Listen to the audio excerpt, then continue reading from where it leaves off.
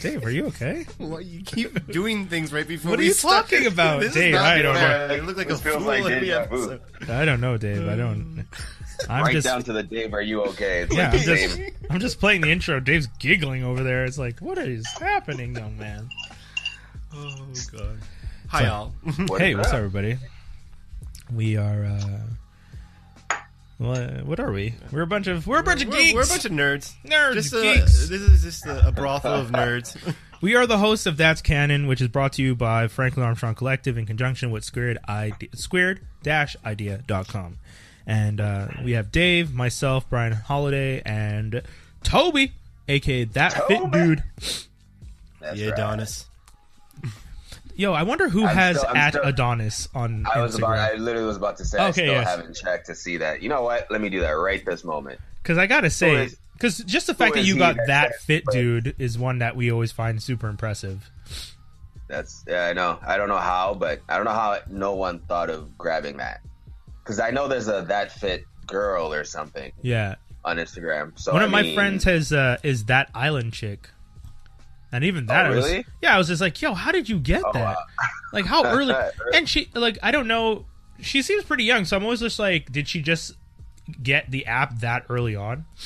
Like, she's young enough that when the app first started, she was probably in her teens. Early adopter. I was one too. Yeah. No, there's no at Adonis. Interesting. There's Adonis Superman the Boxer, Adonis the Greek, Adonis Foods, but no at Adonis. I guess That they is just... crazy to me. Yeah. How did But that I think not... maybe there's certain names maybe they block off completely, or someone bought the rights and just never. I don't know. I actually, to be honest, What happens when you look up at Adonis? There's just nothing there? nothing. It is Tobi's Yo, new try and handle. register that Yeah, right now. like, honestly. Right now. Yo, no joke, dude. You mean look it up on Instagram? Yeah. But I mean, also create an like- account on like Instagram. right now. Like, take it. Like Well, we're restarting the episode. So Hold on. Let's find out. I'll find out after this episode and let you guys know what I find out. Here's hoping that in the next 30 minutes, no one steals that. Hilarious. Okay, kids. So this week on the one and only That's Canon, we are going to be talking about Civil War II, Kingpin. This collects issues 1 through 4. If you guys are reading the trade, it actually collects issues 1 through 4 and issue 51 of The Amazing Spider-Man from 1963, which I imagine is an introduction to the Kingpin. But we're only going to be doing the individual issues, which was just the 4 separate issues that happened during Civil War II. All right. It was written by Matthew Rosenberg, art by Ricardo Lopez Ortiz, and now on to the elevator pitch. While the issues that propelled the Second Civil War divide the heroes of the Marvel Universe, they have an impact upon the villains as well. Where do they stand in the brave new Marvel U, and how far will they go to make it theirs? So that's a little dark, guys. it's a little dark. I mean, I feel like that's a generic kind of description that they use for anyone that wasn't, like, any villain that was getting their own title in Civil War II. They didn't, because there's no mention of Kingpin in that. Well, I actually have another one, so I don't know. Oh, if you yeah, go grabbed ahead. Go ahead. Please, Okay. please. So, an Inhuman with the ability to predict the future has helped the heroes of the Marvel Universe clamp down on crime before it can even happen. While this thwarts, one man has found a way to keep doing what he does best. Wilson Fisk has managed to stay one step ahead of the good guys, and his crime enterprise is booming. But what's his secret? Dun, dun, dun. That's a good one. Where's that one from? That is from the first issue, actually. Marvel always has that little intro. Oh, that's the intro for that first issue. Yeah. Ah, damn. Because I Right. found the one for the actual trade. Yeah, that was my Okay, mistake. but this one kind of tells you where the rest are going. Yeah. No, that's great. That's a better one. Yeah. So, yeah. In any case, guys, yeah, so that's the elevator pitch for that one. I'm going to give you mine. This is the story of a boy who cried the river and drowned the whole world. No, I'm just joking. I was really curious where you're going to go with that for a second. I was like, this could be profound. I actually, honestly, when she started saying it, I was like, he better do the song. So, Kingpin, Wilson Fisk, is a I guess I would pitch this as the rebirth of a villain. That's very well.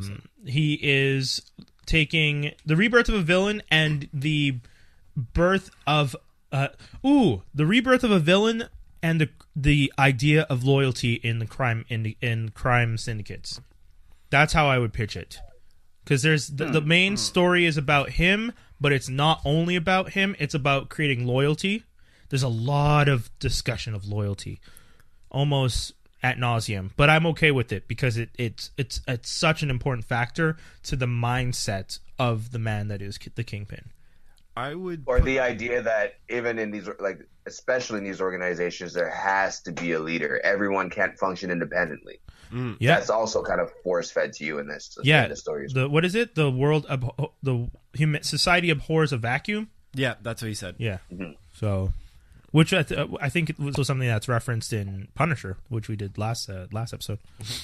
Okay. There's a couple other references in here. Oh yeah, I'm looking forward to discussing that. Yeah. But Dave, you want to do yours? I'll do mine. I would say my elevator pitch would be Kingpin's re-rise to mob fame based off of what you would think Sopranos meets Minority Report.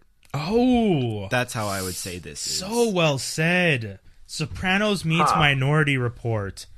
Very good. Yeah, that's a good elevator pitch. If you had 1 minute in the elevator and you're trying to pitch somebody that Sopranos meets Minority Report, that's a good one. Now, we don't usually do a winner or anything like that, but when someone says something, we kind of all just agree that that's probably can't be topped. Yeah. As you gave your elevator pitch and I was walking in, I heard the tail end of it, and I was like, "Ah, shit, mine's not that good." So.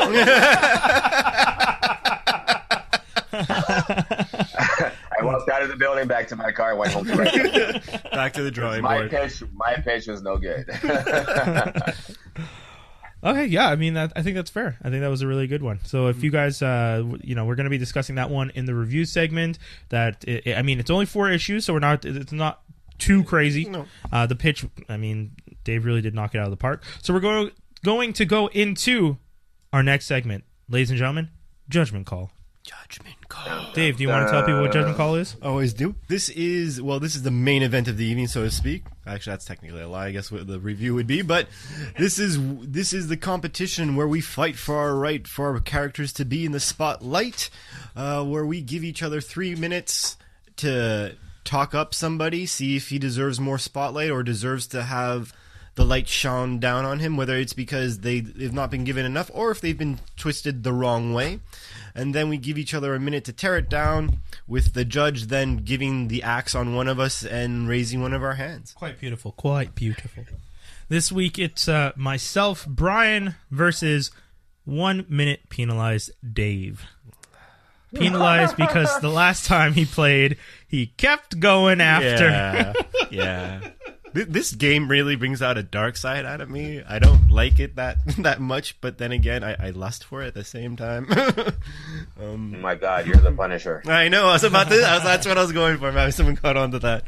Well, I'll leave it to Tobi, who as he is the judge. He controls the reins. He says who goes first, who goes last. So, take it away. All right. So I am going to flip a coin. Actually. Okay. Dave, you are heads. Doc, you're tails. Tails, meaning Doc goes first. All right, cool. You got the timer? Tell you when the timer starts. Okay. I do. Ready, set, go. Ladies and gentlemen, what do you get when you get an Olympian, a genius, a hero, a dedicated man? You get Mr. Terrific. Mr. Terrific is all about fair play. He's one of the originals. This man has been working the hard battle in the DC universe to make sure that you are safe in your world. And he's one of the smartest men in the DC universe. Now, this young Michael Holt, an adventurer at 6'2", holding down a frame of strength and power that sustains not just an amazing character, but a wonderful mind. And the reason I think that this character doesn't get enough shine is he does not get enough shine. If you think about Mr. Terrific, and I will definitely bring up the one example on Arrow, he doesn't get enough shine. The version he has on Arrow is limited and unfairly used in the comic. It's every time I watch a show, I'm just thinking about how he's being misused and how they could use him better. And in the comic book, it's the same thing. They don't use Mr. Terrific for the size of brain that the character has and the skill set that he has and the inventions that he comes up with that are almost key in the DC universe, to the point where some people have stolen them and have used them against other heroes. If anything, that's an example of someone who has the ability to be a better hero and even a rival to some of the best heroes because he could even possibly take them down, but is always just tossed aside. And I won't play the race card. I won't, because I think that would be unfair. But I will say that in the modern world of Black Panther and Luke Cage's, this is the perfect opportunity for DC to show that they support their characters of color, that they believe that those characters of color deserve to have their stories told. And, not just Black Lightning. It doesn't always have to be about black heroes with lightning powers. That's a thing. Look it up online, guys. Black heroes with lightning powers. They almost all have the same power. Sometimes it can be a story of a genius. Black Panther is a very smart and a very powerful man, but he's also a king.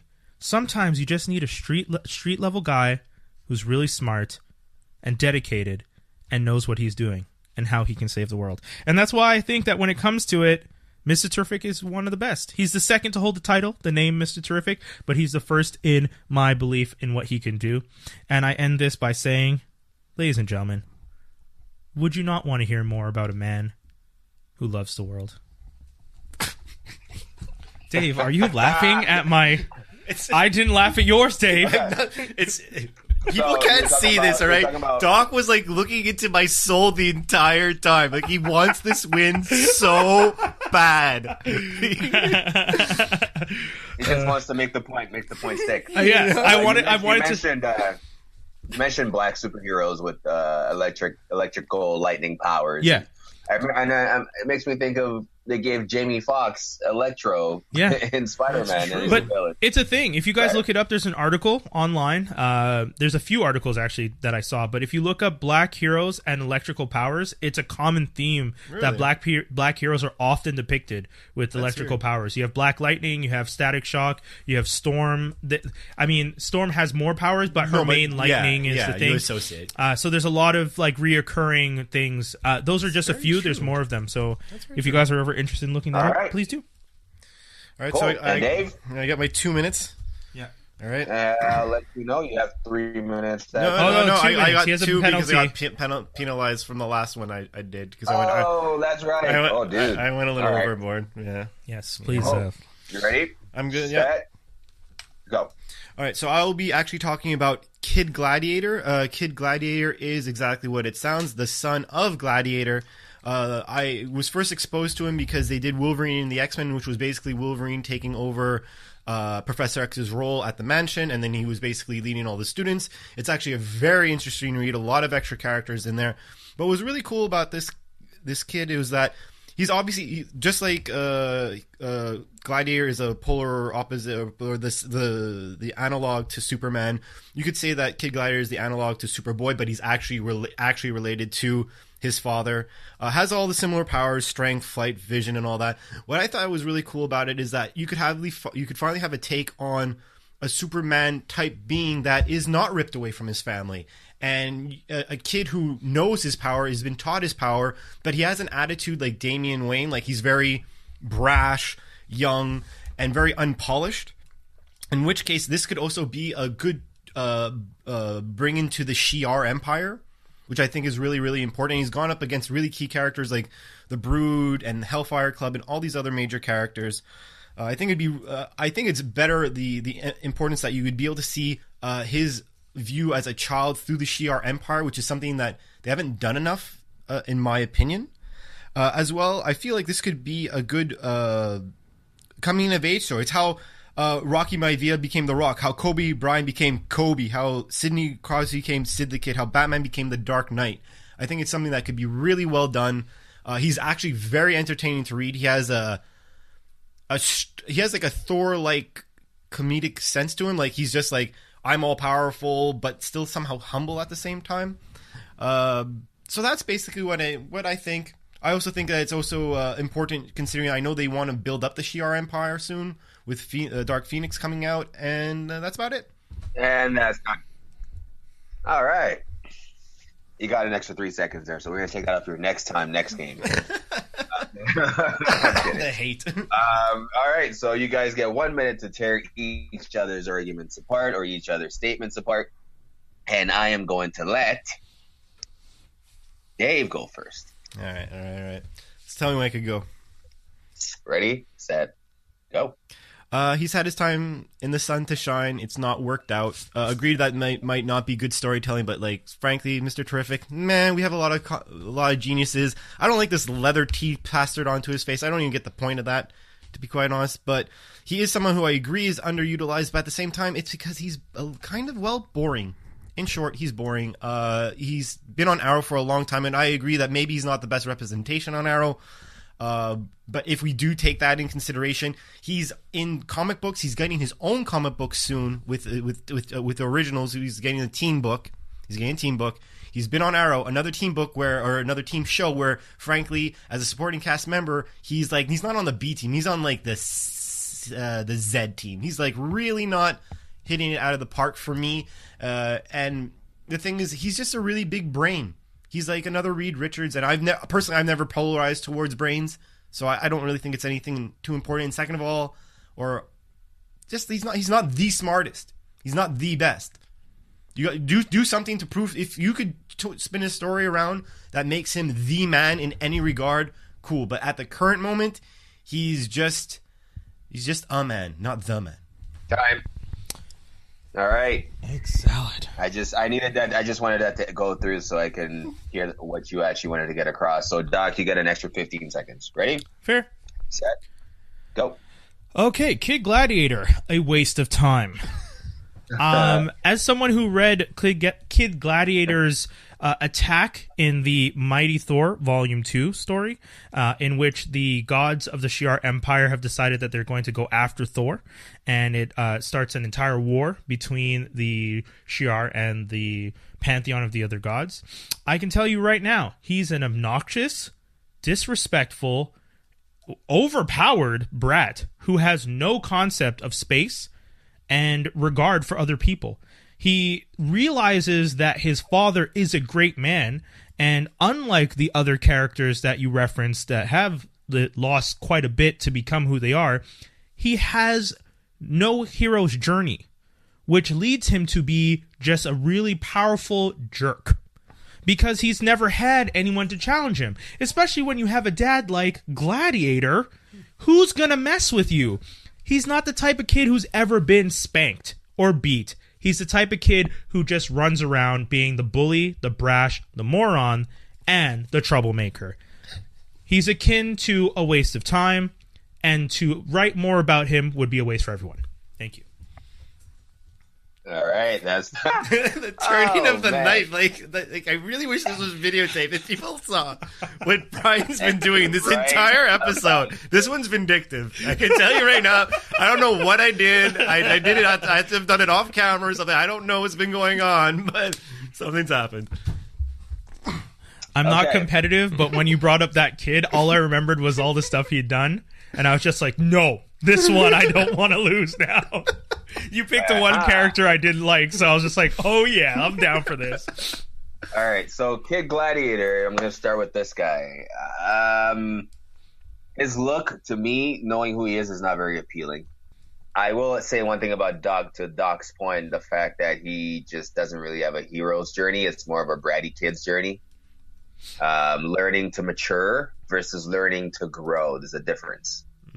Yeah, I think I'm going to leave that there for now. And then for Mr. Terrific, yes, the T on his face is... Well, I'm saying the T on his face is almost distracting. It's like, it just doesn't feel like what we're used to when it comes to a superhero's cowl or even the eyeliner. You know, it's just a big, giant T on your face. But the cool thing about that big, giant T is that it's actually nanotech, which... It molds to his face. It protects him from chemicals. It does a variety of things. So it's not, as far as the look is concerned, it distracts you from the fact that it's actually there for a purpose. Ridiculous, but useful and purposeful. As far as his storyline, you're right. There isn't really much. They don't really give him too much clout in this universe or any universe to begin with. Kid Gladiator is almost given too much from the beginning, right? So that he needs to have it. He needs to have it taken away. All right. I don't need to see that story. I've seen it many times. Matter of fact, I've seen it in Hercules. It kind of reminds me of that. Interesting. And I didn't really like Hercules very much. It's not like he's an epic. Nice. Yeah, I would like to see more of Mr. Terrific, so I'm giving this one to Mr. Doc Holliday. Egg salad. I actually would genuinely prefer to see a Mr. Terrific show over a Kid Gladiator show. That's fair. Yeah. If I would have put it in that terms, just because I feel there's more to be told, there's a more mature and adult story to be told, and this, if they were going to make a Kid Gladiator story, it would not be geared towards me. Only because I don't want to. Audience. Only because I don't want to lose time. Yeah, Next I was time, about to I'm say. not saying Yeah. anything. I'm But oh waiting for boy, it. that Kid Gladiator. You know what? He's wonderful. You know what? Go for it. Go for the action. I won't take any minuses. I won't. believe Kid it. Gladiator is such a pompous ass character. He makes me so mad. That first time I got introduced to him in that Thor title, where the Shire gods are like starting a war, and he's there, and he's just being so brash and just has this ego, and I'm like, who the fuck are you? Like, where do you come from with so much bull? And I realize, oh, it's because you're your dad's son and no one's ever given you a hand. Like, no one's ever like, and I mean, I'm not even giving you a hand like to help you. I mean, like, no one's ever given you the hand, like the back of their hand. That's like, what I'm saying. Yeah, you've never brat. actually, you've never actually fought someone and like not been hooked up. You know, it's not like your dad, you know, any of those stories that we see where, because usually the story that you get where you have a hero and they have a son, they usually test the son, right? They or the child. I shouldn't just say sons because it could be daughter as well. But they usually test them by being like, I'm going to just leave you out in the wilderness, see if you can survive. Even Batman does it with Damian. He does it with all the Robins. Yeah. But I was what's actually that test called? Like, The if one you don't night? like his attitude, though, do you not like Damian's attitude? Because I find that's where it is. I find he's a Superman version of Damian. But Damian's attitude. But Damian still has some redeeming qualities. And also, it makes sense. He was raised by assassins, whereas exactly. Kid was raised by Gladiator, but is an asshole. And Gladiator is pompous, but he's not an asshole. But like I said, in my pitch, and I'm not going against the judge's call here, is that it would be when we see super powered beings, for example, Superman, went through a lot of trials and tribulations. I would just like to see something where it's like, you know, a coming of age of someone like that. How does someone like with that power? But he's not young enough to have the coming up, because isn't he? Why do you? We see Superman. We don't need this story of a kid coming of age. But Superman has no family or anything. He's like this is like you're gonna be raised in the Shi'ar, you know. And because to me, it's like also the exposure to the Shi'ar. Maybe I didn't emphasize that enough. But that's Don't get me wrong. The idea of seeing a superhero actually grow up in the superhero environment, like a child hero grow up to be a hero, does sound cool. Right. Especially if you were to do it in the Shi'ar Empire. But it's just, this character's older already. You would have to go back to when he was a little bit younger. Because he's already a pompous jerk. You want to know who's doing that? The Incredibles. Oh, yeah, Jack. That's true. And those their are kids. Those are Dash, kids growing up with powers Violet. in the superhero world. Yeah. Oh, man, I can't wait for that movie, actually. Yeah, and they're doing it pretty well. So. When does that come out? June. June or July. But guys, that's the end of Judgment Call. Yeah, there you go. Sorry, yeah. I won one. Comic. There was some off-air conversation about if I ever won, guys. That was a little hurtful, but I'm okay with that. That's very true. And then I end up giving you the victory. Okay, so next we're going into the review. Once again, we are covering Civil War II Kingpin, which runs issues 1 through 4. It's a miniseries. There's only 4 issues in the miniseries. If you are reading the trade, the issue 51 of the Amazing Spider-Man 1953 run is also included, but we are not going to be discussing that in this run right now. So for the review, guys, Wilson Fisk running, or at least not running, back from San Francisco is where we start off. You know, the first, I think the first panel was with what, Madam Mask and Owlman, or Owl? No, just Owl. Leland Owlsley. Sorry, it has them. It has Jigsaw. Yeah, but I mean that first meeting where he's talking and he's just like, "I'm back and I want to take my empire." Well, yeah, that first meeting is actually what Dave said is in the room with all the mobsters.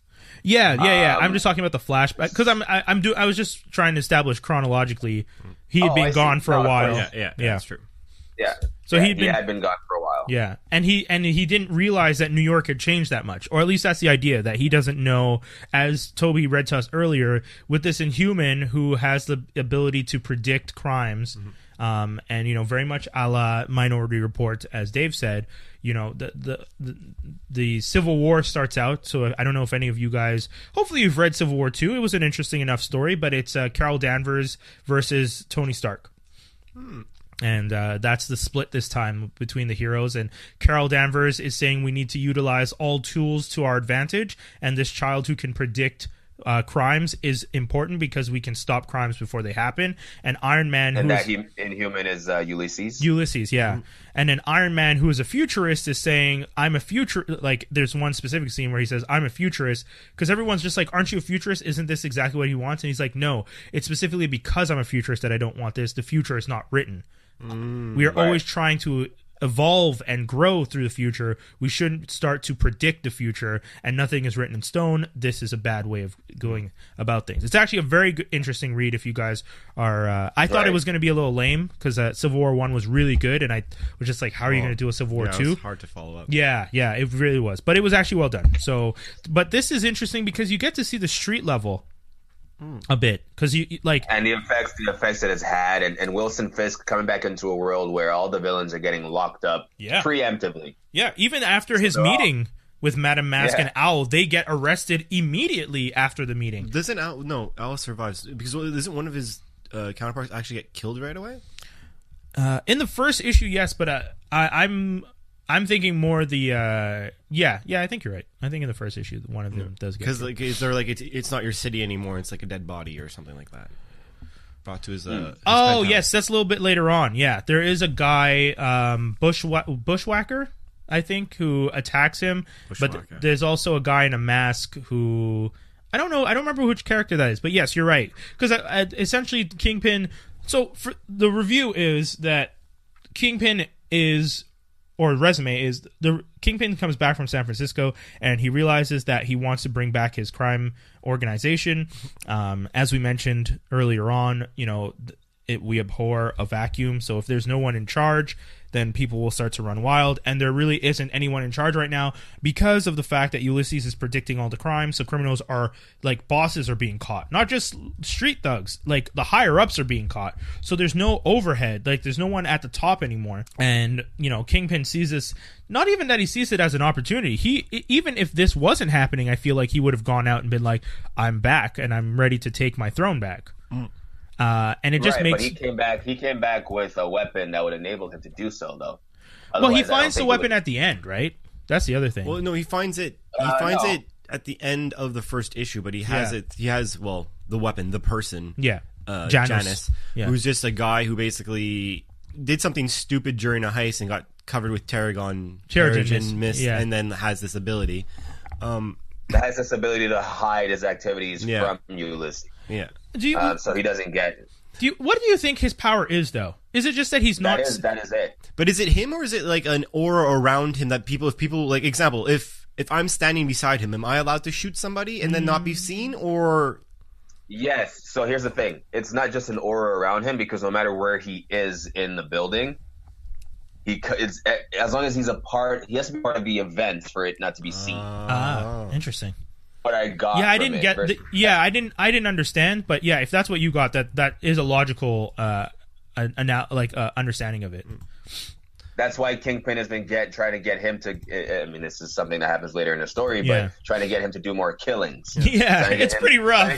Trying to break him and get him used to actually doing the dirty work himself. Because he can't get caught, and who is the perfect But there's some Kingpin doesn't have to do anything anymore. Just send this guy out to do all the killings from now on. Yeah. But there's some inconsistencies because he does kill, like, Kingpin, mind you, though, he kills bad guys, so maybe they don't care if he kills bad guys. Because he kills, at one point in time when he's trying to find Janus, because, at some point in time there's a questionable, did Janus really double-cross him or not? Yeah.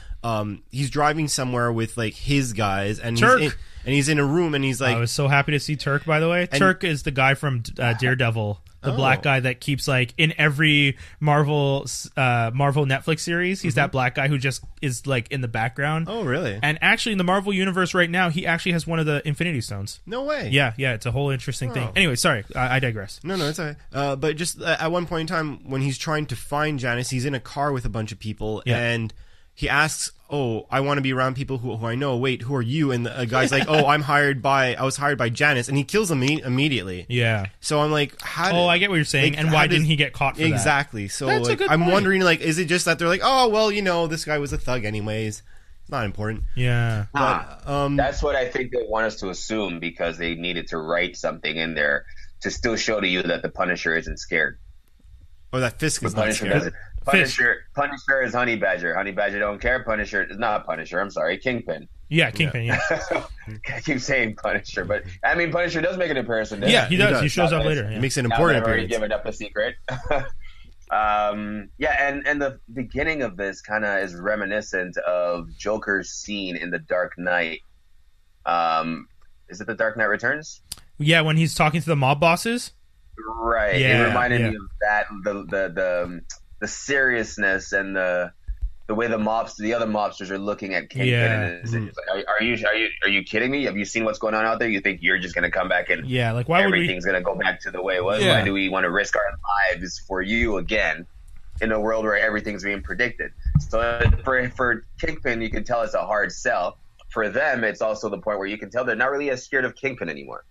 True. They're more afraid of getting caught than they are afraid of serving under this guy. Well, Yeah. a lot of people call him soft during the first issue. Yes. Yeah. They think he's weak. I mean, isn't the first he's issue? been gone for so long, and now he's going to try to come. It just didn't make sense to anyone. It wouldn't make sense to me if I was in that world and then this super mob guy that used to run everything. I was following his orders, just disappears for a while, Yeah. And goes to San and then Francisco. tries to come back later on when we're going through something else that he's not a part of, and you want me to join you again? No, sir. I'm going to look out for my own skin.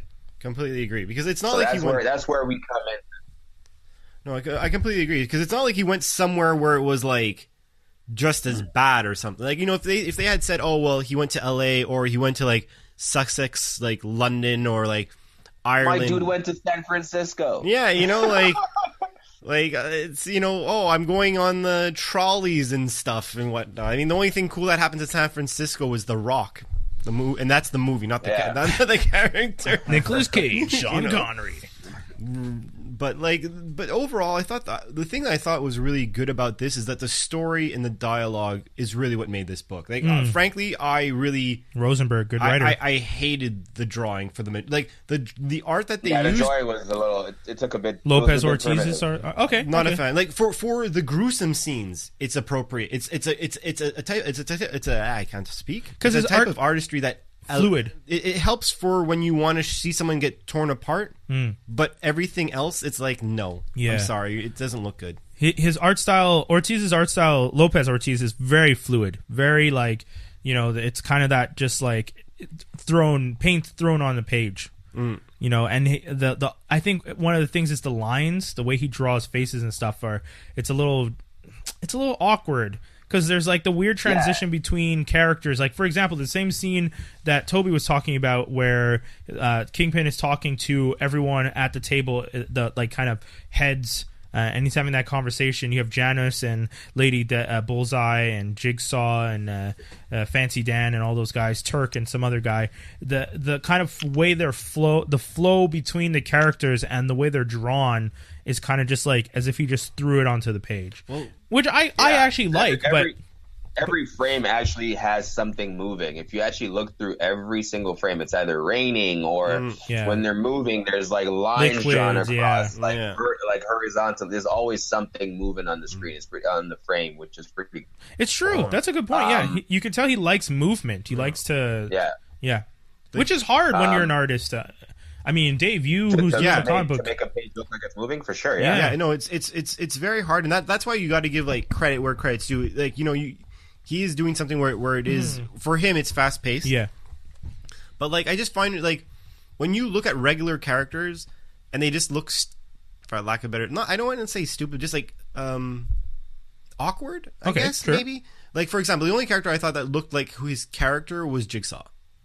Oh, okay. Out of all the characters, like Punisher did not look like Punisher to me. He looked like he had sweatpants on in one of the pictures. I will agree with you that when you do see Punisher looked like a pretty boy. Yeah, like he's like this. He's a lot slimmer than I would. Because I know Kingpin's a huge guy, but when you see Punisher later on, and he's like this little slim figure with like a black T-shirt, he looks like a hipster Punisher. Yeah, exactly. Yeah, I can see. That's my critique about it.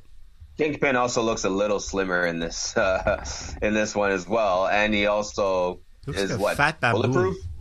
Apparently, I agree. I thought that was such bull when he gets shot that time, and they're just like, "Oh, you got it really bad, boss," and they're like sewing him up, and you're like, "Wait, why did he not die when bullets went into his back?" Are we not going to talk about like the 10-inch blade in his chest that? It's one thing that it went into his chest. It was another thing that it went through a table into his chest, and then Punisher then kicked it further in, and then he broke it off, and then he's Punisher hanging grabs, off. Yeah, he's hanging from a window. Kingpin is hanging off with one arm off a ledge, and then the Punisher is holding onto the blade, and how are you not cutting this guy in half? Yeah. You have plenty of fat to cut out. Like, yeah, I gotta say, that was some of the stuff that was a little... I guess unrealistic. The direction they were trying. We can't talk about realistic when we're talking about these. No, but you know what? Well too, right? In the Punisher episode, we talk about the fact that the Punisher and the street level characters are more in line with street level and realistic stories. Right. And in Civil War 2 Kingpin, the idea is that as much as the heroes and the capes are off doing their thing, on the street level, the criminals are still living their lives and trying to maintain their lives. So, regular people like Turk, because Turk is always used when you're trying to just show he's a regular Joe. It's Turk, Well, you got Turk, you got Hammerhead, Hammerhead is... You got, Jigsaw his face is destroyed, but at the end of the day, Jigsaw was just a guy. Lady Bullseye is also just a woman who's also just very accurate. Punisher's just the man. Exactly. These are all just people who are just there's no powers. So Kingpin being shot and perfectly fine, hanging from a window with a 10-inch blade stuck in his chest. That's in his heart. Like it's not like on the side. It's like it's dead center. And the fact that someone is hanging from the knife, like some of that stuff definitely takes you out of the story a little bit. But because it's Marvel and it's not an independent comic or maybe an Image comic, you're kind of like, well, I can understand. But yeah, when Kingpin's being sewn up and you just see that the bullets didn't go in. That they just kind of flesh wound him, even though they were direct. Yeah, they're direct shots, and they're flesh wounds. But can I ask? And this is for me to correct, right? Like this is something I want. What I was questioning when I was actually reading this. So, the Kingpin, right? He's just a man who is pure muscle, but he looks fat, but in reality, he's like 2% body fat, right? Yeah, is that what it's supposed to be? Yeah, but he's not skin. He's not. What's his name? He's on the Blob? No, not Blob. The bullet skin guy. He's the opposite. Luke Cage. He's not Luke Cage, right? Like he doesn't have that. Like he's not or like no bulletproof, no the Blob type powers. No. This is just fat. So muscle. Like I don't have a lot of muscle, but I still think that if I put a knife, I think it's gonna cut like butter, right? Like Toby, as someone who knows more about muscle than the rest of us. If you were shot, Mr. Adonis. Not that we wish this on you, and I don't wish this in any way, but I'm just saying, if you were hit with a bullet at close range, it would still go through you as toned as you are. flexing your back muscles. It's not going to stop the. It would go through me like butter. Exactly. But now a big guy like Kingpin, for example, Yeah. it would still go through him, and chances are it damage the same organs. Yeah. But it might take a couple more shots. That's fair. But That's fair. Yeah. But Okay. the thing that takes this that I think is unrealistic about this is the fact that again he gets shot at point blank and it's flesh wound. Yeah. He should have gone way deeper and he should have been taken to the hospital. But then they saved that for later on in the story. Yeah. So I think Yeah. how unrelenting this guy is and how he doesn't care after like getting shot like that. You're not just right away sitting down and trying to make other plans. You're laid out for a few days at least. And he's all trying to cool. recover from that. Yeah, he just puts his clothes back on after getting stitched And he up. starts drinking, which I'm pretty sure is a bad thing. That thins out your blood. And then he's like talking to like the superheroes, like, "Oh, you're nothing. You're pissants. I don't want to talk to you." I do enjoy that the suits, the capes do show up for a little bit of an interaction, which was really nice. Which I thought they were drawn horribly by. I hate how I'm not a fan Spectrum. of Falcon, but I can't even look at it. Yeah, Spectrum Sorry, it's not Falcon. Captain America. Yes, true. Yeah. Sam And Wilson's Captain America. He actually does poke Punisher. I keep calling him Punisher. Kingpin. Kingpin does poke fun at the fact that he's an imitation Captain America. Yes. And Sam pretty much goes wild. And he has to be kind of dragged out of there in that moment because Kingpin obviously pushed the button. Yeah. Which is kind of funny that they kind of... I mean, he makes fun of he makes fun of Spectrum because he's just like, I don't think I can call you by your old name since that blonde has taken it over. So the fact that he's just like making fun of them as they walk in kind of just shows how the Kingpin doesn't really respect. I mean, obviously he doesn't respect the capes, but he doesn't fear the capes either because he's bold enough to, attack Sam Wilson's Captain America as, essentially saying you're the fake and kind of. Oh, that's incredible that you actually mentioned the no fear thing because he's also one of the Daredevil's primary villains. Yeah, that's a good point. If there's anyone that truly is a man without fear, I feel like it's Kingpin. That's a good point. Well, I was going to That say, makes him, I feel it makes it more. It shows that he himself, although he may have lost a step in the sense of his control over New York, he's not lost a step in his approach and his abilities. That's where, and I think that's more because the thing, the underlying theme I find when it comes to Kingpin specifically for that in this arc is that he's trying to show everyone like, hey, yeah, I was gone, but like just because I was gone doesn't I haven't changed, and that really comes through at the end when he's like taking all the information from the Shield guys and flipping everything. Ryan, I'm like, that's so Kingpin. Yeah, Ryan, I think.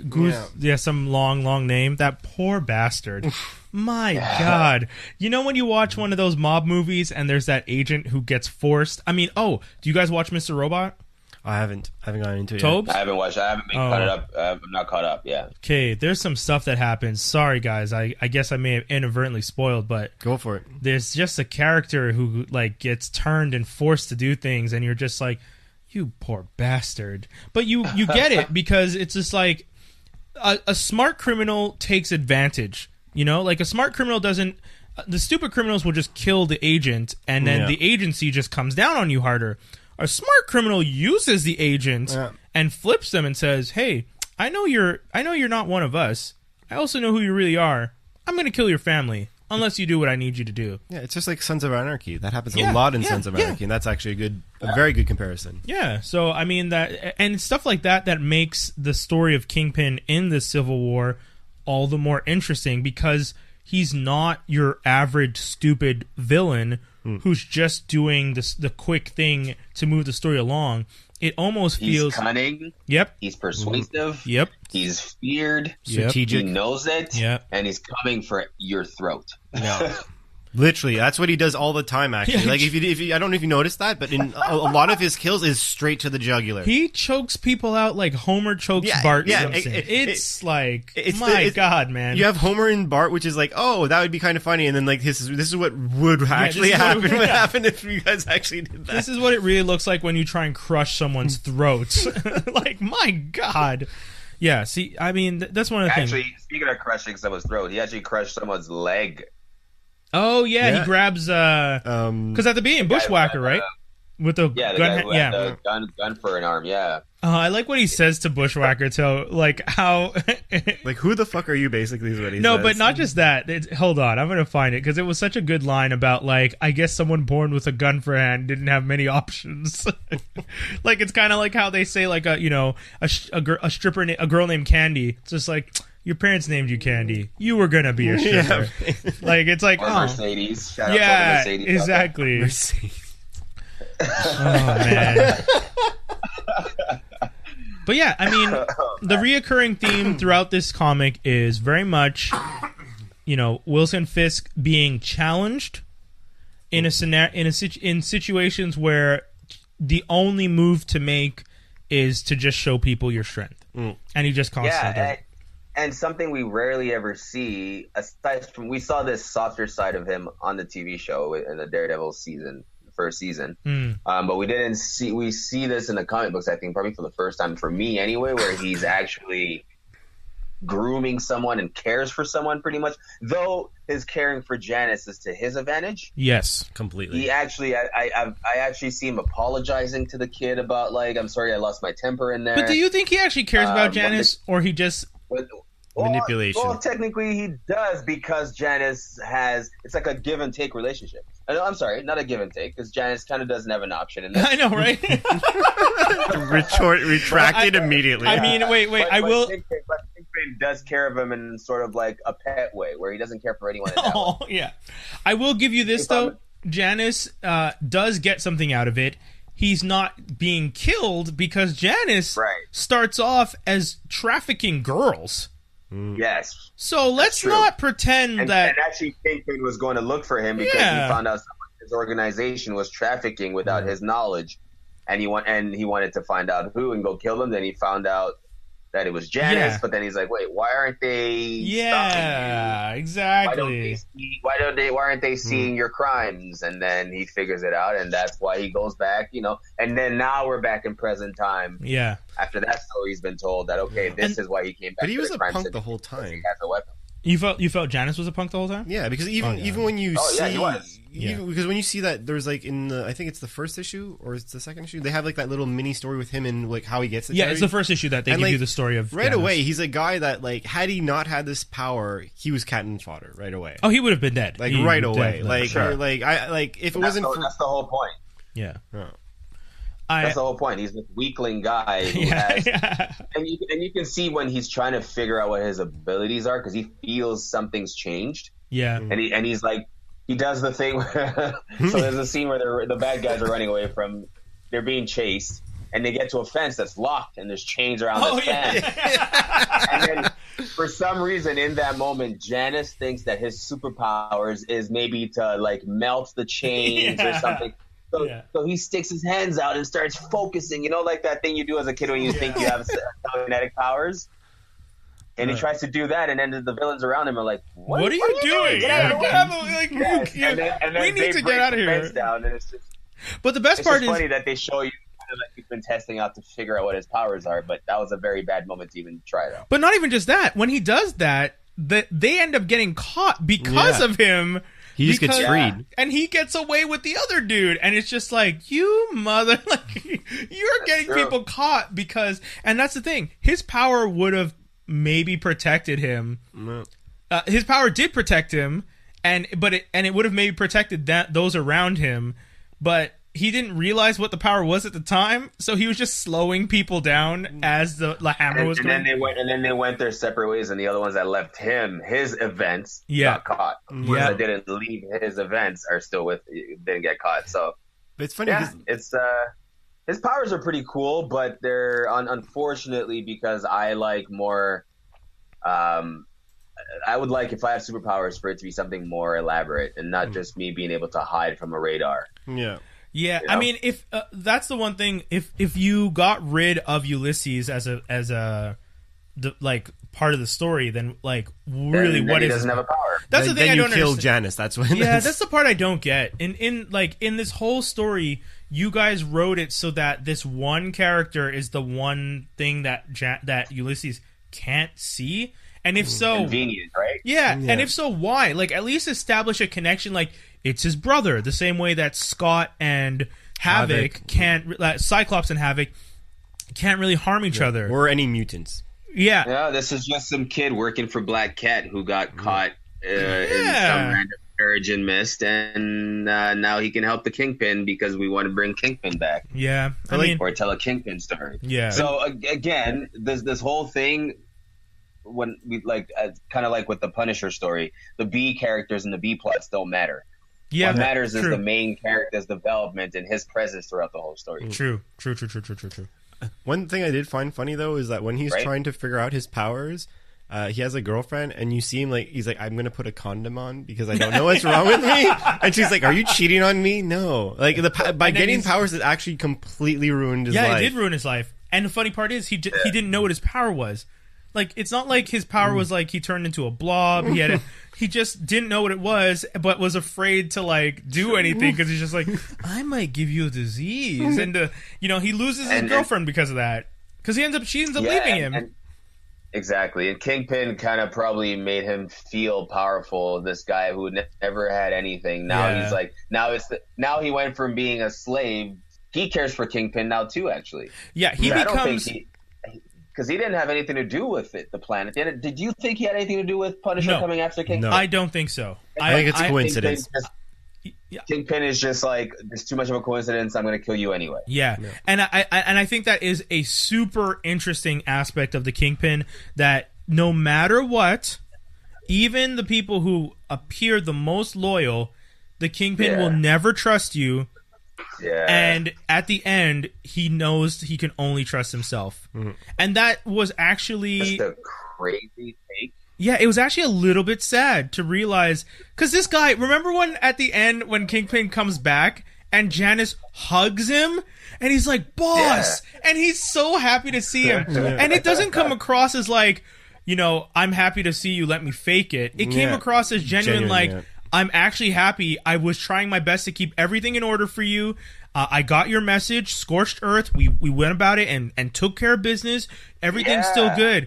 And Kingpin's just no, you're a rat. It's what? Too much and I get it. The way the events played out that got Kingpin caught. Yes. It does look like Janus had something to do with it. Yeah, or he wasn't helping at least. Well, because remember, Janus is sick at one point, and Kingpin isn't going out at all unless Janus is with him. So the one time that he's deciding to go out, he's like, Janus, you want to come with me? Janus is like, yeah, I'm ready. And then later on, he tells him, actually, I'm not feeling well. I'm going to stay behind. And immediately, Punisher shows up. Yeah, it's too coincidental. Yeah. There was a car bomb, right? Yeah, yes, exactly. The car bomb goes off. Then that's true. It's actually the car bomb first. And then there's tons of confusion. And then he's like, where's Janus? And then to the point that Dave was making earlier, the guy in the car was someone Janus hired. And Kingpin's just I don't trust anyone that's around Janus because I don't know. Either Janus has been kidnapped or he's working on the side of the devil. I'm going to just kill anyone that's around him. Which kind of sucks because you see it. It's 50-50 in his head, but he's not risking it, and he just starts to kill people. And that's a little, that's... One thing I wanted to add, he just says screw it. Yeah. But one thing I want to add, because we touched upon it last... I know it's something that was in the Punisher... book that we had read in the last issue that we did.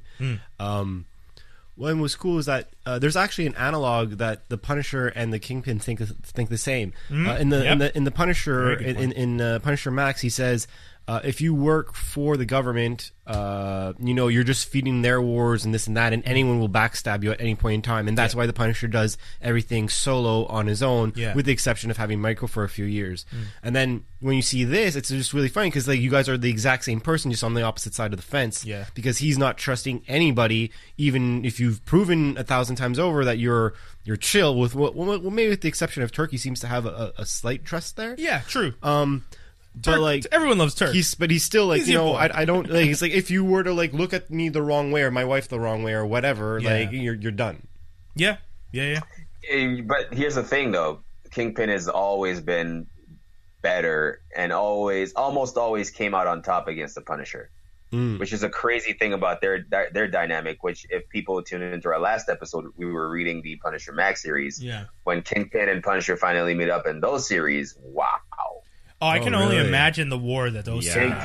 Kingpin is a boss. Let me tell you that much. So whatever it is we're seeing in here, it is even more to be told in the Punisher story about the Kingpin. Man, It's always been fascinating to me that he's not on the same level notoriety wise as the Joker is. When it comes to villains. Yeah, maybe if anything, we can do that run because there's a run, right? The Kingpin and the Punisher have a run in the Punisher Max. Yeah, maybe we could do that next time.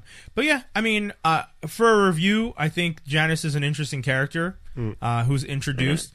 I will say this: one of the cool things about the Terrigen Mist interaction that Janus has is kind of a cool depiction because you don't get it. Like I've never seen it anywhere else. But the fact that once he gets hit with the mist, it shows that he goes into like what appears to be an alternate reality.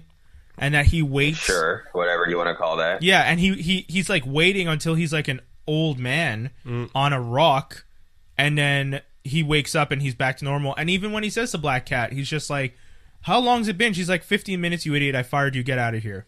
Yeah, and just stuff like that. It's just these, and he tries to figure out what's going on. Doesn't want to transmit the disease, quote unquote disease, to his partner. Tries to reach out to the Inhumans because he realizes he's probably one. He reaches out. He tries to commit suicide. He's like giving up on life, gets checked out by docs, everything's okay, but he keeps having these dreams about these powers only to find out that like he has no clue what the power is. And then but Kingpin figures out what the power is. Right. Which is interesting.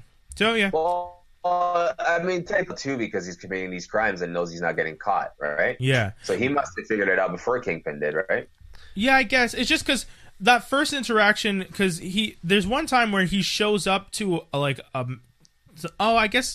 guess because he shows up late, that it was too late and things were on the go. But when you get his story, there's that scene at the end where he shows up to like a crime party, whatever they're doing, some kind of movement. Well, it's just because all these criminals are just hanging around in a room. It's a crime party. It was one of those crime parties. It was off the chain, man. Black Cat was no there. One's committing crime. Yeah, everybody just chilling. But yeah, then all the heroes show up. Vision and Captain Marvel show up, and then like you were saying, the one where he thinks he can melt metal, and everyone gets caught because of him. So. Yeah. So, anyways, that's I mean, hilarious. as a comic, it was interesting. I liked it a lot. I like it. It's one of my favorite depictions of the Kingpin. I've always said ever since I've read this, I've always said that this is a version of the Kingpin I like because it shows you that he's a flawed yet very capable mastermind.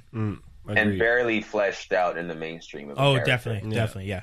In the mainstream, he's just this big guy. That's it. He's a big crime boss. He deserves his own killing joke, as well as this one was told.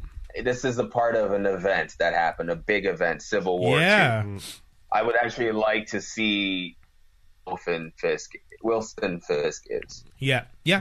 And I mean that's how he got to be the Kingpin, how he became the Kingpin, which I don't think I've ever really gotten. And that's why the Netflix Daredevil episode that focused on his youth and him growing up and how he is was so good. And I agree with you that's almost his killing joke, but it's too short. He needs more. Yeah. Again, it's a cameo. He's in someone else's world. I want to bring me into his okay. Avengers: Infinity War. Yeah. It was an Avengers movie, but it felt like Thanos' movie. Yeah, he's the protagonist. Yeah. So that's what I want. That's what I want for the Kingpin. Yeah, just make a Punisher movie and do that. That's what I would do. Oh, interesting. Like make a Punisher movie, then the second movie is that. Oh, like make a Punisher movie where he fights, let's say, like a Jigsaw or a Bullseye, and then the next movie is a Kingpin. The same way that Thanos is a protagonist, but it's called Avengers. Okay, sorry, Toby, go ahead. Do you prefer Kingpin as a villain in the Punisher series or the Daredevil series? Spider-Man, because he's too comical in that universe. I hate that. So what do you think? You're talking about comic book wise, animated wise, or are you talking about which version of Kingpin do you like as villainry? Do you like him better in Daredevil's universe as a villain or Punisher's universe as the sort of villain he is? I haven't read him in Punisher. The only time, we said, is this interaction here in this comic. I mean, like we said, Punisher shows up. Right. And we get to see that same Punisher like we've always seen, where he, he has landmines to say front towards enemy and stuff like that. He does the classic Punisher stuff, which is cool. I would definitely want to see more of this Punisher and this Kingpin together than I would want to see Daredevil versus Kingpin. Only because Punisher's fight on organized crime would lead to a better story from the perspective of the Kingpin, whereas Daredevil is often fighting organized crime, but also fights the Hand, and also does this, and also does that. Right. I mean, they give the Hand to the Kingpin at one point in the comic, but I don't want the Kingpin to be dealing with the capes. I want him dealing with the street level. Yeah. Like what I like what the version of Kingpin that I've always liked, and it actually goes with part of the description for this book. I always thought that the Kingpin should have been always shown as like a Sopranos. Yeah, like that's how it should be. Yeah. Like, you know, that's what he is. That's how it should be. And like, it's also, and especially when it's also the conclusion of this book, how it's like he doesn't see things as, oh, there's this problem, there's this problem, there's this problem. He sees everything very holistically. He's like, I have a problem with my crime guys. I have a problem with the police. I have a problem with this guy. I'm going to figure out everything in one shot. Oh, and then he's a very high level guy at the same time as he is like he pays attention to details. Exactly. Yeah. Almost, but too much so to the point where like he thinks everything. That's why he doesn't trust people. Because he pays too much attention. Yeah, agree. Right. He's a Type A personality. Yeah. There you go. So guys, that was the review of Civil War II Kingpin, a 4-issue miniseries that was released a couple years ago, that was written by Matthew Rosenberg and art by Ricardo Lopez Ortiz. And now we're going to go into our top of the pile, where we're going to give you guys a few titles that we've been reading recently and we recommend you guys check out. Dave, do you want to start? Because I know you read quite a few titles. I was actually going to say, and I guess it goes to coincide, and I'm not sure when this episode is going to be released, but I know that Deadpool's coming out and whatnot, and obviously Deadpool 2 with Cable is really cool. So I was actually going to say the Despicable Deadpool, which has been something that's been out. I think it started in I think it's 690 or something of the Deadpool series. I'm not too sure the number, but if you write Despicable Pet Deadpool, you'll get it. It's just a very interesting story arc. It's basically he's getting blackmailed by Strife, who saved some of his family, and for every individual that he saved, he's like, if you don't kill somebody, for every person I saved, I'm going to kill a person. So he basically saves, I believe, 4 people from his family: his daughter, his best friend, who's taking care of his daughter because he doesn't want his daughter to be with him because he's scared that people will just come after him, her husband, and his kid. And then he's tasked, you find out it's Cable, I forget the other two, but the other one that's a big one now, which I'm starting to read up now, is Evan, the Kid Apocalypse, is actually one of the people that's on the list, which is very conflicting for him. That kid should be dead already. Oh, there's a lot of different viewpoints on that. I read you read the X-Force story. I read all of Uncanny X-Force. It's actually the thing that brought me back. I had a hiatus from comic books. It's what brought me in. It was actually something that I did not like the art for a really long time, but all the characters, like at the time when I was reading stuff, nothing was Deadpool until I read Uncanny X-Men, X-Force, and that was like, this is Deadpool. Yeah, it's the perfect version of him in my opinion. So that's 2 suggestions actually: Uncanny X-Force, and then definitely Despicable Deadpool. Doc. Yep, I'm trying to double check the title for the one that I was reading recently. Hold on, let me get back to it here. Oh, yes, that's it. I was just trying to remember. Infamous Iron Man, where Doctor Doom has taken the mantle. Infamous Iron Man? Infamous Iron Man. Is it Superior Spider-Man, but like a different face? Yeah, actually, it's Superior Spider-Man-esque. But I mean, so this is from a couple years ago, but I'm recommending people check it out now because I think it's still ongoing.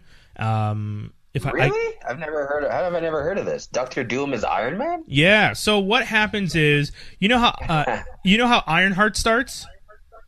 Right. So at the same time, what happens is Doom ends up taking a suit, gets his Iron Man suit, and then essentially starts to become like an Iron Man.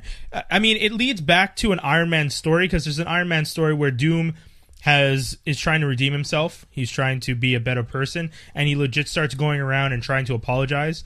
And he does show up to Iron Man telling him like, hey, I'm really not that guy anymore. I'm actually a better person now. And Iron Man is constantly being like, I don't trust you. F off. Like, stop following me. Stop trying to apologize. I don't believe anything you're saying. You are a criminal. You should be in jail. And he just keeps popping up because he's a magician and he can teleport. So he just keeps showing up to Tony. And, like, I think at one point he, like, breaks into one of, like, Tony's labs or something. And at the same time, Tony is dating this girl that Doom is interested in, not romantically, but he finds her research very interesting. Mm-hmm. She's a scientist. Unfortunately, I don't remember her name. She was a side character in the story, but because of Tony and the relationship, things start to go, her life starts to get a little crazy, and then and later on that ties into why he ends up taking a suit, and he sees that opportunity to take over the mantle as Iron Man. So he wears like a silver Iron Man suit with his green cape. And he looks pretty much like Iron Man. Is he actually trying to take over his life? No, not at all. It's not a replacement like Superior Spider-Man. I know where you're going. It's it's very much just him being there and saying like, well, I want to be a better person, so I'm going to wear this suit and be a better person and be a better hero. I think my favorite interactions are with him and the Thing, because the Thing's like, I do not trust you. You're a murderer, and regularly goes after him, which is pretty funny because every time he shows up, he's just like, dude, I'm trying to be a good person. Leave me alone. And then they just start fighting again. And then there's other interactions. There's like a story, like, for example, the story right now in the Marvel Universe, as you guys know, Fantastic Four is supposed to be coming back.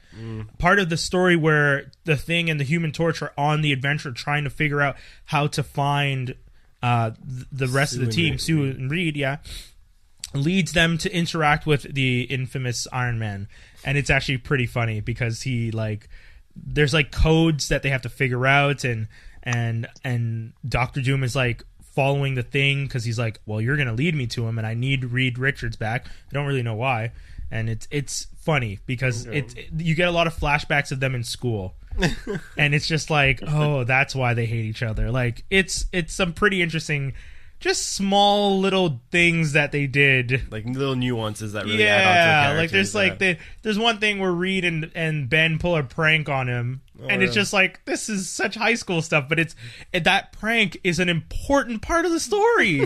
And I was just like, well done, writer. I don't even remember who wrote it, but it's a Marvel team up with the Thing and Human Torch, and it's just like, you made that little insignificant moment have such an impact that it's so funny. And Doom hates that memory. It's so fun. Anyways, I recommend it. Infamous Iron Man. People should check it out. That's my top of the pile. Tobes? So actually, you know what? I said I was going to go with an oldie, but I'm going to go with something that's on my list of reading. What Dave said earlier kind of inspired me to do this. I haven't read these yet, but these are on my reading list because of a character that's coming out about a year from now. Captain Marvel. Oh, yeah. I don't really know her story very well, and if she's going to fit into this not this X universe, but this MCU that I'm very familiar with, all the characters that are currently in there, I kind of want to know what her deal is and could be when she comes in. So I have a list of issues and volumes that I will be reading that I'll probably recommend other people follow as well if they want to actually know more about Captain Marvel going into this, because she interacts with the Guardians of the Galaxy quite a bit. In the comic books. First one is The Mighty Captain Marvel, which is a 2017, I guess, run. I think it was written by, let me find out, Margaret Stoll. Start with that one. Next would be Generations, Captain Marvel and Captain Marvel. Another number one issue. This one also written by Margaret Stoll. The A-Force, which kind of I think happens right after Civil War II, if I'm not mistaken. Yeah, it's the not of Civil War II. Are you reading because you think it's going to be important? Because I can tell you right now, she's barely in it. They focus. Oh, she's barely. Yeah, they focus a lot on the rest of the team members in that story. She's there, but the story's more about, if I'm remembering correctly. It's more, she does form a team, but it's not as much about her. Because that's the other thing. She's so busy being the head of Alpha Flight at that point in the universe that, she's almost like a Wolverine. She's just on too many teams at once. She's just a figurehead. Yeah, she's just around, so yeah. Put it that way, right. Okay, and the next couple ones on my list are one of the most popular ones, which is Captain Marvel, the 2014 run, written by Kelly Sue DeConnick. Okay. and The Life of Captain Marvel, issue number 1, which kind of puts her in sort of a Superman-esque sort of story. Okay, cool. Growing up in a small town kind of story, which I think would be interesting as well. And this might actually play into Carol Danvers' life in the movies as well, right? Yeah. Does that one have Rogan in it at all? Oh wait, you haven't read it yet. Okay. No, I haven't read it yet, but Cool. I do know what it's about. So yeah, it seems pretty interesting. So those are the 5. I think I named 5 of them, right? 1, 2, 5. I think so. Yeah. All right. Good way to start. Yeah, it's a good list. Okay, guys, that's the whole thing. Final thoughts. How do we feel about this one? Civil War 5 out of 5. Out of 5, I'm giving this a solid 3.75. Okay. Solid. Okay. And most of the minus honestly has to do with, and this is a personal thing, so like anyone could easily maybe give it a higher rating. I was really turned off by the art. Oh, okay. I That's was fair. really turned off. I thought there was a lot of like ambiguities there, and the slight not real. I can't get over the image of hanging off a ledge and then Punisher's hanging on a dagger in my chest. How I'm not ripped in half, I just don't get it. And the Punisher, he's not a lanky dweeb. He's a big guy, which even more reason why you should be cut in half. Yeah, that's all I'm saying. Yeah, I'm surprised you even gave it a 3.75 because of that. I'm going to give it a 3, solely on the power of me liking his story and wanting to see more of it. Mm-hmm. The -2 is the artwork didn't do it for me either, but I had to get over it because I liked the story and I wanted to read more of it. The story was very compelling. Yeah. But I also didn't care for the other villains in this. I found, they're just like, they needed to fill pages. Yeah. With some of the scenes that are in there. I really like the Kingpin and Janus dynamic as well. Yeah.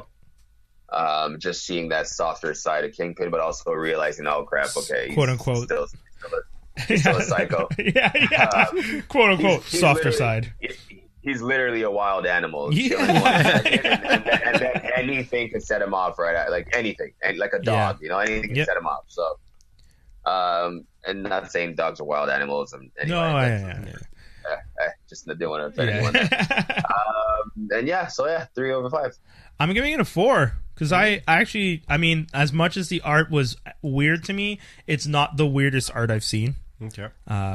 So I for me it was fine. I thought the fluid style of the art was a little weird, but I thought it was also pretty cool because don't get me wrong, I love the John Romita Jr.'s and the Jake Scott Campbell's and the but those are Francis too polished for this kind of story. Yeah, Francis Manipal, all those guys have really great art styles, but exactly, it's very polished, and this is a really raw, wild, like you said, almost like a wild dog type. It's just it is gritty. So that kind of and like you said, for the grittiness, that style worked for the bloody scenes, and it's almost funny enough, this story takes place in 616, but felt a little bit Max-ish, and that style could work for that. So for me, that's I mean, I love the story. I really, really think it's one of the best villain stories. It really shows you motivation. There's a solid arc and a solid motivation behind the decisions of the Kingpin.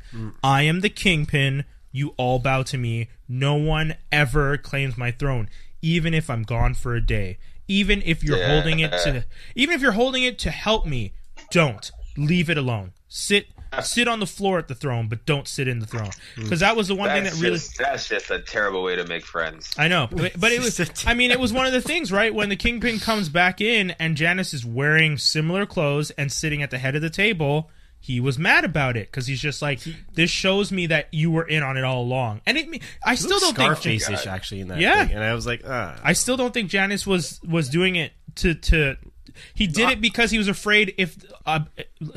the funny part is, the Kingpin set a lesson at the beginning. The universe abhors a vacuum. And he taught Janus that lesson. So Janus repeats pretty much a Kingpin speech, word for word.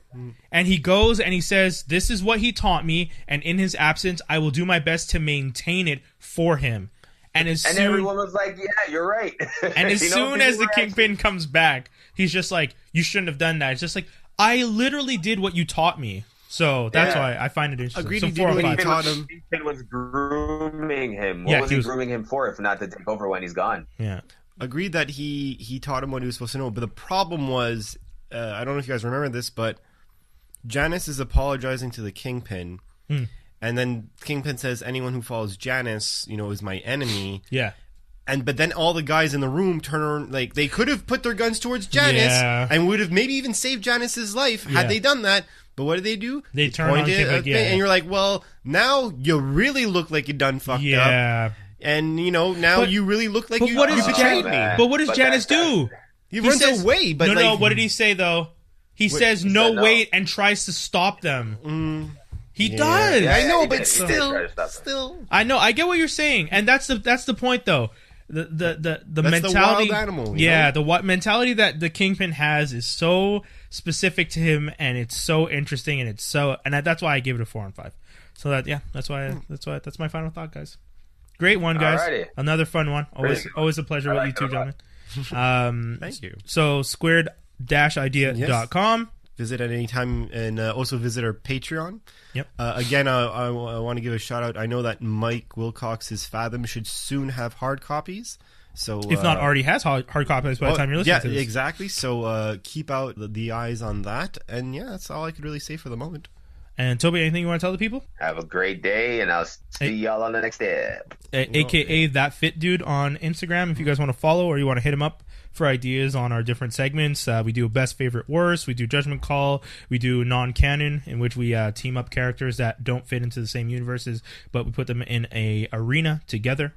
Plucked out of wherever they are and tossed into the arena for battle, which is fun. And that's the whole show. Please always check us out on franklinarmstrong.com. You can follow Franklin Armstrong on Facebook at facebook.com/franklinarmstrong, DOTCOM. You can follow us on Twitter and Instagram at @astrongfranklin. And you can also follow me, Brian Holiday, on Instagram at Brian Holiday, HOLIDAE. And check out Geektastic Cypher. We the other show that's produced by the Franklin Armstrong Collective, which is available on franklinarmstrong.com. Check out the podcast page. The show recently won best number 9 on the list of best shows in Cult Montreal. So we're really proud. So that's the whole show. It's always a fun time, guys. We'll be back sometime soon. Peace out. everybody. Doses.